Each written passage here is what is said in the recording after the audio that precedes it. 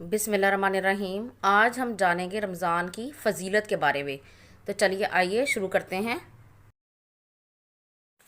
روزے کو عربی میں صوم کہتے ہیں، جس کے لفظی معنی ہیں رک جانا۔ روزہ ہر عاقل اور بالغ مسلمان پر فرض ہے۔ روزے کی فرضیت کے بارے میں اللہ تعالیٰ کا ارشاد ہے، مومنو تم پر روزے اسی طرح فرض کیے گئے ہیں جس طرح تم سے پہلے لوگوں پر فرض کیے گئے تھے تاکہ تم پرہیزگار بنو۔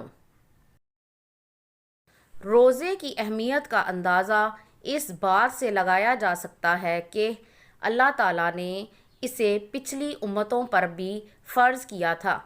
روزہ انسانی ہمدردی کا جذبہ اجاگر کرتا ہے، اسی لیے رسول اکرم صلی اللہ علیہ وسلم نے فرمایا، اور یہ صبر کا مہینہ ہے اور صبر کا ثواب جنت ہے، اور یہ غم گساری کا مہینہ ہے اور اس مہینے میں مومن کا رزق بڑھا دیا جاتا ہے۔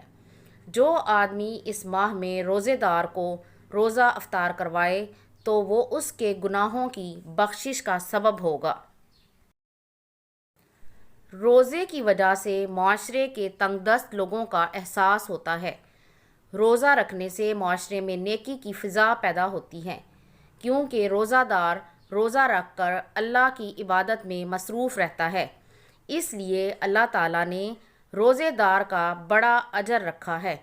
حدیث قدسی ہے کہ حضور صلی اللہ علیہ وسلم نے فرمایا کہ اللہ تعالیٰ فرماتا ہے، روزہ خاص میرے لیے ہے اور میں خود ہی اس کا اجر دوں گا۔ روزے کے فوائد مندرجہ ذیل ہیں۔ نمبر 1، روزہ دار چھوٹی بڑی برائیوں سے بچا رہتا ہے۔ نمبر 2، سارا دن بھوکا پیاسا رہنے سے غریب کی بھوک کا احساس ہوتا ہے۔ نمبر 3، ایک دوسرے سے ہمدردی کا جذبہ پیدا ہوتا ہے۔ نمبر 4، روزہ رکھنے سے انسان کی صحت بہتر ہو جاتی ہے۔ رمضان میں سحری اور افطاری کا وقت مقرر ہوتا ہے، اس سے روزہ دار میں نظم و ضبط پیدا ہوتا ہے۔ روزے کے دوران بھوک، پیاس اور خواہشات پر قابو پانے سے انسان کے اندر تقویٰ پیدا ہوتا ہے۔ اللہ تعالیٰ روزہ دار کے پچھلے گناہ معاف کر دیتا ہے۔ رمضان میں عبادت کا اجر کئی گنا بڑھ جاتا ہے۔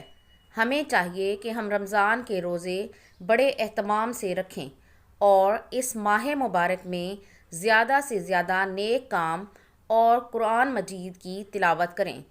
اس سے ہم دنیا اور آخرت میں کامیاب ہوں گے۔ اگر یہ ویڈیو آپ کو پسند آئی ہے تو اسے لائک ضرور کیجیے گا اور میرے چینل کو سبسکرائب ضرور کریں۔ اللہ حافظ۔